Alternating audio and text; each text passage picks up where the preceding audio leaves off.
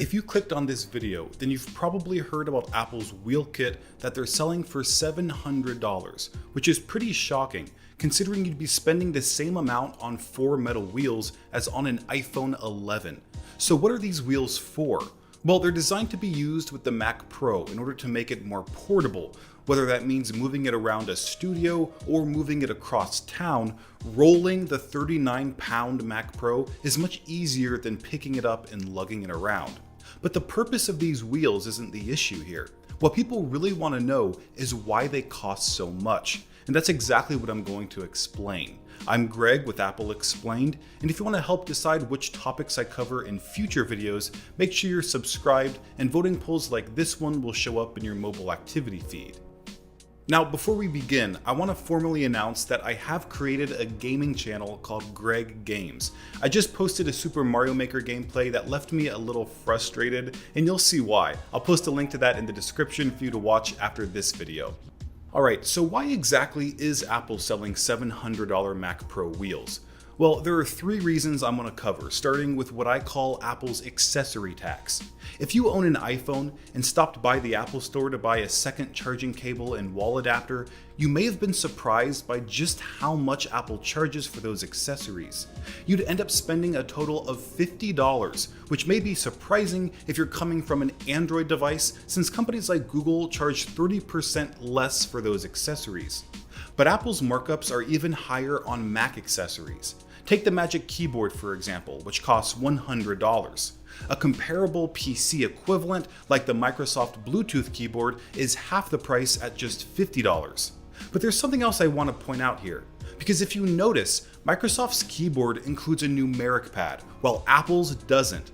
And if you do want a numeric pad on your Magic Keyboard, it's going to cost an extra $30. And if you want that keyboard in Apple's sleek space gray color, it's going to cost another $20, bringing the total price of your new space gray Magic Keyboard with numeric keypad to $150, 3 times more than what Microsoft is offering. And that disparity in price is the Apple accessory tax.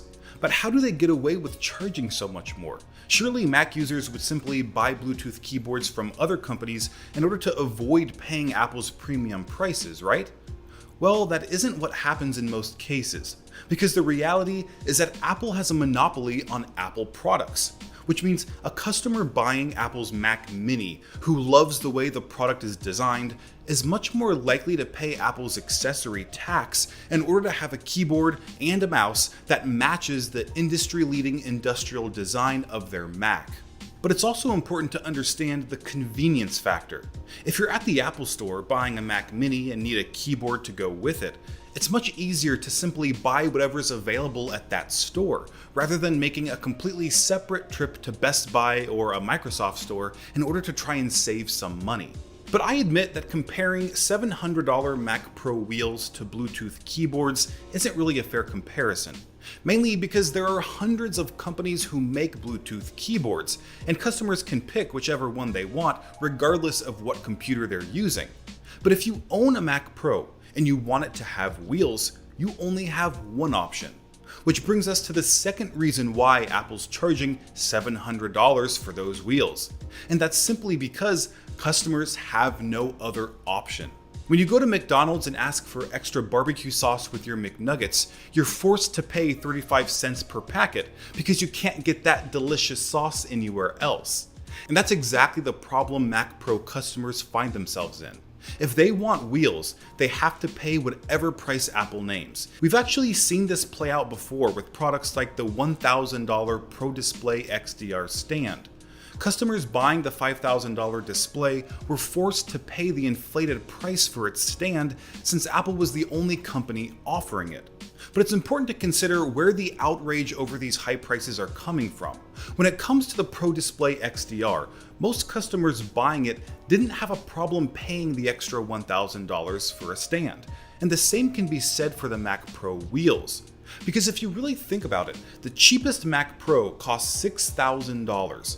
And if you want the best performance money can buy, a maxed out Mac Pro will run you $53,399.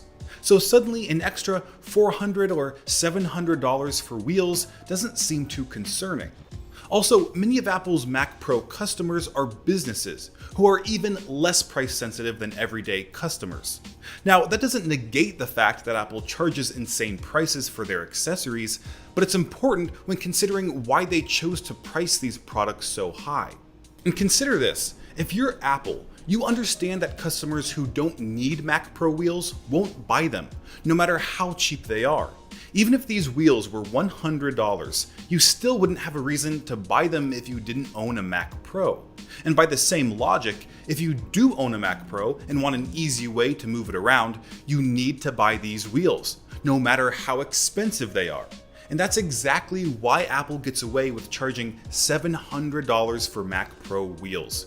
Customers who need it don't have a choice, and if they're spending thousands of dollars on a Mac Pro in the first place, they can probably afford it. Now, the last reason why Apple is charging so much for some wheels has everything to do with marketing.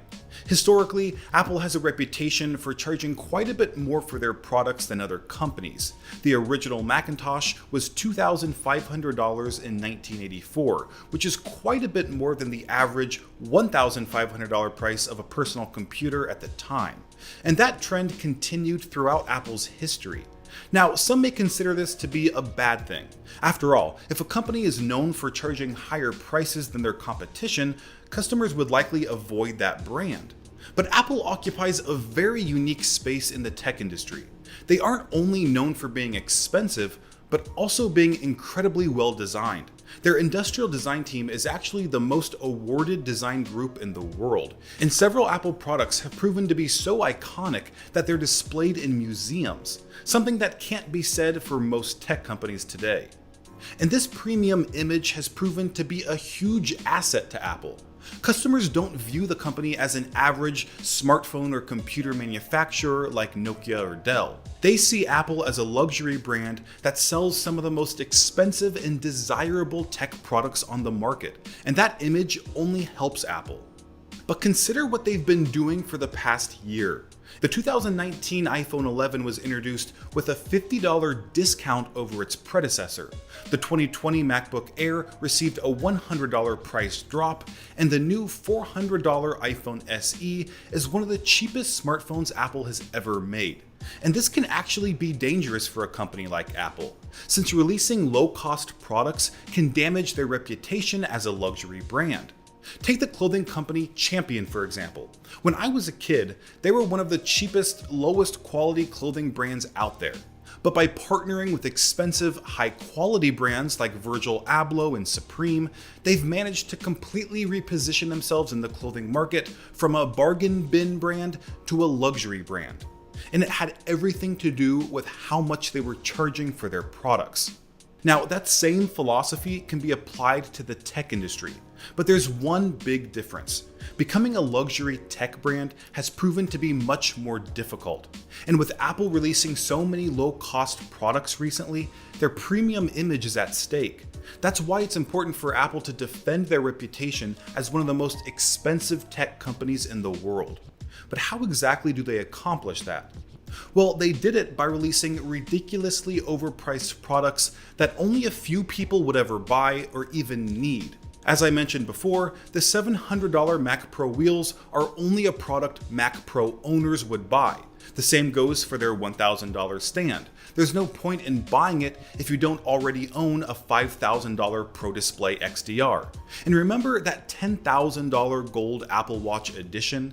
That was the perfect opportunity for Apple to boost their luxurious image. Not only does the $10,000 price tag raise the product's perceived quality, but it also gets the attention of some of the most influential figures in society today. Drake, Beyonce, Kanye West, and Katy Perry were all seen wearing Apple's $10,000 smartwatch. This level of exposure helps advertise the product and give it a cool factor that other smartwatches just don't have. Because keep in mind, the $10,000 Apple Watch was certainly ridiculous, but think of how many $350 models it helped sell. And that's exactly the strategy Apple has been successfully using over the years, positioning themselves as a luxury brand by selling a few extremely high-ticket items and leveraging that premium image when offering low-cost products.